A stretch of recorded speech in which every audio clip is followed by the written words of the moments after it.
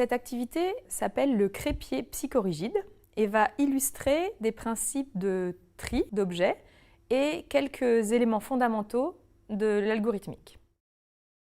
L'histoire autour de cette activité, c'est qu'un crépier, une personne dont le travail est de faire des crêpes, se retrouve dans la journée à fabriquer différentes crêpes. Seulement ces crêpes sont de tailles différentes et se retrouvent dans son assiette dans un désordre à peu près aléatoire. Et ce crépier est psychorigide, donc ce qu'il veut, c'est qu'à la fin de la journée, dans son assiette, toutes ces crêpes soient bien triées. Et pour lui, bien triées, qu'est-ce que ça veut dire? Ça veut dire qu'elles doivent être mises dans l'ordre, de la plus grande en bas à la plus petite en haut, en une belle pyramide.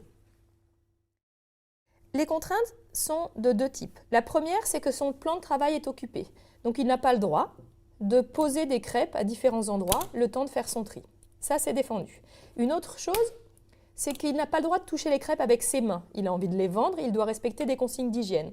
Donc la seule chose qu'il peut faire, il a une spatule et il peut glisser sa spatule quelque part où il veut dans la pile de crêpes et retourner toutes les crêpes qui sont au-dessus de sa spatule. Par exemple, ici, je mets ma spatule sous les 3 premières crêpes et je les retourne, tout ensemble. Je peux aussi retourner toute la pile de crêpes en mettant ma spatule tout en bas et en retournant toute la pile.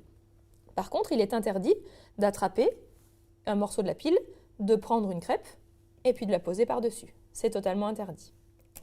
Donc avec cette contrainte, juste avec une spatule et en retournant tout ce qui est au-dessus de la spatule, on doit pouvoir être capable de trier la pile de crêpes.